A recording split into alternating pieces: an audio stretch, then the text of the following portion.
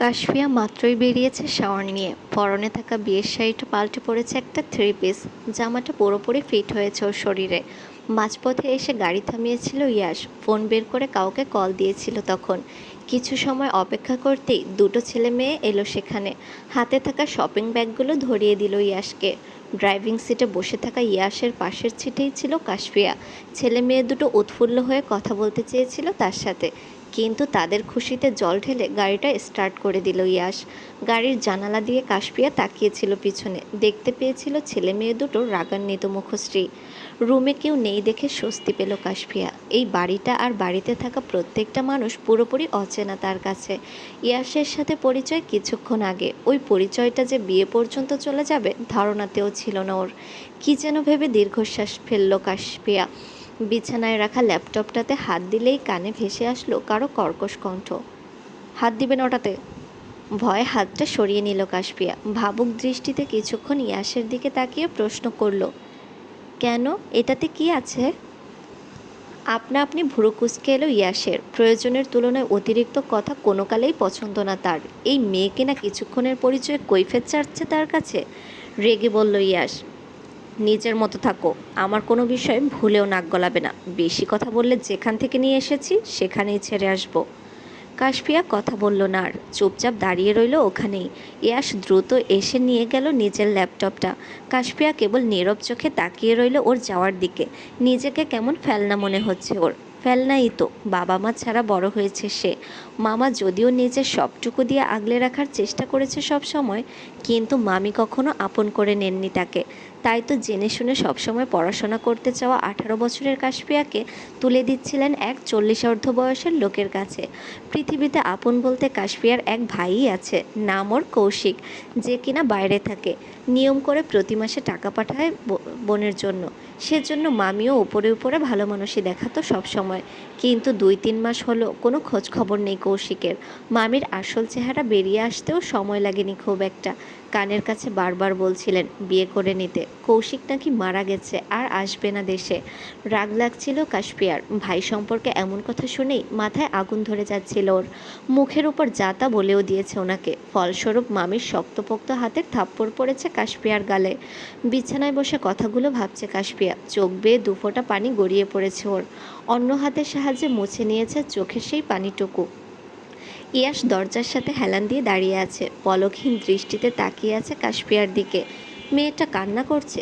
কোনোভাবে কি ইয়াশের কথায় রাগ করেছে সে? করলে করুক, ইয়াশের কি আসে চায় তাতে। বাড়ির গৃহকর্মী নুরি বেগম এসেছেন ইয়াশের দরজার সামনে। ডাকতে এসেছিলেন খেতে যাওয়ার জন্যই। ইয়াশ ওনাকে দেখেই ভালো মন্দ জিজ্ঞেস করলো। উনিও হেসে উত্তর দিলেন ওর কথায়। চোখের ইশারায় কিছু বললেই মহিলা বুঝতে পেরে চলে গেলেন ওখান থেকে। ইয়াশ আস্তে আস্তে হেঁটে গিয়ে পাশে বসলো কাশফিয়ার। শান্ত কণ্ঠে বলল ওকে, এই মেয়ে, কাঁদছো কেন তুমি? আমি কি তোমাকে মারধর করেছি? একটা ধমকই তো দিয়েছি। নাক টেনে লাল লাল চোখ দুটো নিয়ে ইয়াশের মুখপানে তাকালো কাশফিয়া। বলল ওকে, এমনভাবে বলছেন, মনে হচ্ছে মারধর করলেই আপনি খুশি হতেন। ইয়াশের হয়তো পছন্দ হলো না মুখের উপর কথা বলাটা। ভ্রুজোড়া কুঁচকে তাকিয়েছে কাশফিয়ার দিকে। ধমকের স্বরে বলে উঠেছে ওকে, বাব্বা, তোমাকে দেখে তো মনে হয় না এত কথা জানো। শোনো উপমা, আমার সামনে মোটেও নিজেকে চালাক প্রমাণ করতে আসবে না। মুখ ফিরিয়ে নিল কাশফিয়া। সে তো বরাবরই এমন। 2 মিনিট কথা না বলে থাকলেই কেমন দম বন্ধ লাগে ওর। এই লোকটাই বা এমন কেন? বারবার ধমক দিয়ে কথা বন্ধ করতে চাইছে তার। হাতে খাবারের প্লেট নিয়ে ইয়াশের রুমে প্রবেশ করছেন নুরি বেগম। ওনার হাত থেকে খাবারের প্লেটটা নিয়ে চলে যেতে বলল ইয়াশ। ভদ্রমহিলা দাঁড়ালেন না এক মুহূর্ত, মাথা নাড়িয়ে চলে গেলেন ওখান থেকে। কাশফিয়ার চোখের সামনে খাবারের প্লেট ধরে বলল ইয়াশ, খাবারটা খেয়ে নাও। খাবারের প্লেটের দিকে কিছুক্ষণ তাকিয়ে চোখ সরিয়ে নিল কাশফিয়া। অসহায়ের মতো বলল ইয়াশকে, আমার ভাইয়াকে এনে দিন। আপনি না বললেন ভাইয়ার ঠিকানা আপনার জানা আছে? মুহূর্তেই চোখে মুখে অন্ধকার জমল ইয়াশের। বলেছিল তো ঠিকই, কিন্তু কোথা থেকে নিয়ে আসবে কৌশিককে? পরিস্থিতি সামলাতে আবারও বলে উঠল কাশফিয়াকে, তুমি কি খাবারটা খাবে? আমার খিদে নেই। খেলে খাও, নইলে বসে থাকো। কথাটা বলেই উঠে চলে গেল ইয়াশ। কাশফিয়া কেবল শূন্য চোখে তাকিয়ে রইল ওর যাওয়ার দিকে। মনে মনে বকাঝকা করলো ইয়াশকে। ফর্সা মুখটা অন্ধকারে ঢেকে গেছে কাশফিয়ার। ভাবছে ইয়াশের যাওয়ার দিকে তাকিয়ে, লোকটা এমন কেন? সুন্দর করে কথা বললে কি আল্লাহ পাপ দিবেন ওনাকে? রাত হয়েছে অনেকটা, দিনের আলো কেটে গিয়ে অন্ধকার নেমেছে চারিদিকে। বেলকনিতে দাঁড়িয়ে আছে কাশপিয়া। পুরো রুমে সে ছাড়া আর কেউ নেই। একা একা বসে থাকতেও বিরক্ত লাগছে। বাইরে গিয়ে যে কারোর সাথে কথা বলবে ওই সাহসটাও নেই। এখানে সবাই তো অচেনা তার কাছে, তার মধ্যে আবার বাড়ির ভিতরে ঢুকতেই দেখেছিল সবার ব্যবহার। কেউই যে খুশি হয়নি তাকে দেখে। বুঝতে বাকি নেই এটা কাশপিয়ার। হুট করেই মনে হলো কেউ দাঁড়িয়ে আছে ওর পিছনে। ঘুরে তাকালেই রাগন্ত স্বরে বলে উঠল কেউ, এই মেয়ে, নাম কি তোমার?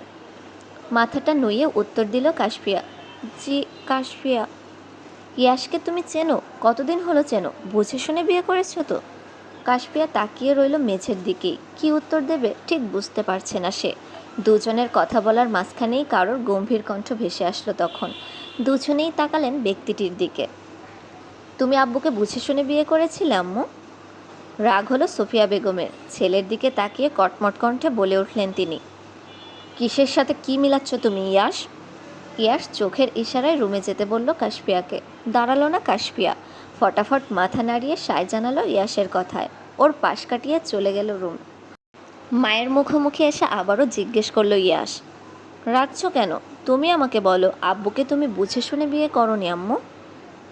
থতমত খেয়ে গেলেন মিসেস সোফিয়া। এই ছেলের মধ্যে এত পরিবর্তন এলো কি করে? ইয়াশ এতটা পাল্টে গেছে যে মায়ের মুখে মুখে কথা বলছে। নিজেকে স্বাভাবিক করে বললেন ইয়াশকে, বুঝে শুনেই করেছি। অবুঝের মতো কথা বলছো কেন ইয়াশ? অবুঝের মতো কথা তো তুমি বলছো আম্মু। ও আমাকে না চিনলে বিয়ে করবে কেন? আমার হাত যখন ধরেছে বুঝে শুনেই ধরেছে। ছেলের যুক্তি শুনে হতবম্ব বনে গেলেন সোফিয়া বেগম। চোখে মুখে বিস্ময় নিয়ে বললেন কেবল, ইয়াশ, আমার ভালো খারাপ নিয়ে তোমার এত মাথা ব্যথা কবে থেকে আম্মু? তোমার ওই ছেলে কোথায় যার জন্য আমাকে সবসময় নিজের থেকে দূরে সরিয়ে রাখতে? ছেলের কথায় অভিমানের আভাস পেলেন সুফিয়া বেগম। আফিয়া বা ইয়াশ কেউই ছিল না তখন। দত্তক নিয়েছিলেন 1-2 বছরের এক বাচ্চা ছেলেকে। শখ করে নাম রেখেছিলেন ঈশান। তার 2-3 বছর পর আফিয়া এলো ওনার কোল আলো করে। পরে ইয়াশ। ছোটবেলা থেকেই ইয়াশ আর আফিয়ার তুলনায় ঈশানকে বেশি আদর করতেন সোফিয়া বেগম। একসময় চঞ্চল ইয়াশকে পাঠিয়ে দিলেন লন্ডনে। ছেলে ওনার আগের মতো চঞ্চল নেই, বড় হয়েছে এখন, বুঝতে শিখেছে বাস্তবতা। সাথে সাথে মায়ের সাথে দূরত্বও বেড়েছে তার। প্রতিদিন ছেলেকে ফোন দিয়ে কত কি বলতেন সোফিয়া বেগম। বোঝাতে চাইতেন তিনি কখনোই আলাদা করে দেখেননি কাউকে। মনে হতো ইয়াশের ভুল ভেঙেছে। প্রথম প্রথম ফিরে আসতে চাইতো ইয়াশ, কিন্তু সোফিয়া বেগম ফোনেই হম্বিতম্বি করতেন ছেলের উপরে। জেদ করে এতদিন বারবার বলার পরেও আসতে রাজি হয়নি দেশে। হুট করেই 2 দিন আগে ফোন দিয়ে জানালো সে আসছে। খন্দকার মঞ্জিলে খুশি ফিরে এসেছিল যেন, কিন্তু প্রথম দিনই আবার ছেলের সাথে তিক্ততা বাড়বে ওনার ভাবনাতেও ছিল না। সোফিয়া বেগম গটগট করে হেঁটে দরজা পর্যন্ত গেলেন। ফিরে তাকিয়ে আবার শক্ত কণ্ঠে বললেন ইয়াশকে উদ্দেশ্য করে, কিছু শাড়ি রেখে গেলাম, তোমার বউকে বলো শাড়ি পরার অভ্যাস করে নিতে। খন্দকার বাড়ির বউরা এসব 3 পিস পরে ঘোরে না। ইয়াশ ভুরু কুঁচকে তাকিয়ে আছে মায়ের দিকে। কিছু বলল না অবশ্য। সুফিয়া বেগমও আর ছেলের সাথে কথা বাড়াতে চাইলেন না, তাই চলে গেলেন ওখান থেকে। ছাদে সুন্দর করে বসার জায়গা আছে। ওই সময়টাতে বাড়ির সবাই এসে আড্ডা দেয় এখানে। ইয়াশ এতদিন মিস করেছে বাড়ির সবাইকে। ছাদের রেলিংয়ে হাত ঠেকিয়ে দাঁড়িয়ে আছে, আনমনে ভাবছে কি যেন। আচমকাই মনে হলো কেউ দাঁড়িয়ে আছে পিছনে। মাথা ঘুরিয়ে তাকাতেই দেখলো উজ্জ্বলকে। হাসলো ইয়াশ। এই লোকটারই অপেক্ষায় ছিল এতক্ষণ ধরে। উজ্জ্বল হলো আফিয়ার হাজবেন্ড, আবার ইয়াশের চাচাতো ভাই। উজ্জ্বলের আব্বু আম্মু মারা গেছেন সেই কবেই। ও যখন ক্লাস 5-এ পড়ে তখন এক অ্যাক্সিডেন্টে মারা যান দুজনেই। কোলে পিঠে করে ওকে বড় করেছেন সোফিয়া বেগমই। ছেলেটা ভালো আর সুদর্শন, মেয়েকে তাই তুলে দিয়েছেন ওর হাতে। বয়সে উজ্জ্বল ইয়াশের থেকে অনেকটাই বড়, তবুও দুজনের যেন বন্ধুর মতো। উজ্জ্বল আলতো করে ধাক্কা দিল ইয়াশের কাঁধে। একগাল হেসে বলল, কেমন আছো শালাবাবু? শুনলাম বউ নিয়ে এসেছো। উনি কি সেই সৌভাগ্যবতী যার প্রেমে মজেছিলে তুমি? মুচকি হাসলো ইয়াশ, তাকালো আকাশপানে। কিছুক্ষণ ওভাবে থেকেই বলল উজ্জ্বলকে, তোমার ব্যবসা কেমন চলছে ভাইয়া? ভালোই। তা কথা কাটালে বুঝি? কি জানতে চাইছো তুমি? বিয়েটা হলো কিভাবে? আগে থেকেই কি সব সেট করে রেখেছিলে? এদিক দিয়ে কাজটা কিন্তু মীর জাফরের মতোই করলে। সব কথাই দুলাভাইকে বলো আর বিয়ের কথা বললে না। বলবো বলেই তো ডেকেছি। মেয়েদের মতো গাল ফুলিয়ে আমার মুডের 12টা বাজিও না তো। ইয়াশ আর উজ্জ্বল দুজনে গিয়ে বসেছে চেয়ারে।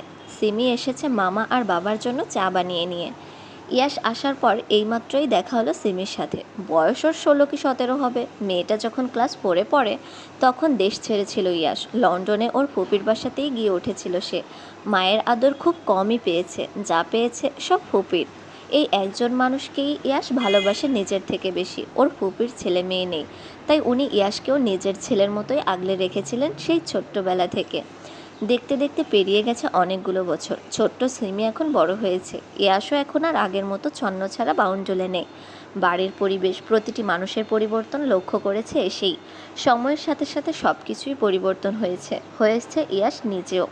সিমি চলে যায় তার বাবা আর মামার সাথে কিছুক্ষণ কথা বলে। চায়ের কাপে চুমুক দিয়ে ইয়াশ ভাবছে কাল সন্ধ্যার কথা। উজ্জ্বল ওদিকে চোখের চশমাটা ঠেলে অধীর আগ্রহে অপেক্ষা করছে ইয়াশের কথা শুনতে।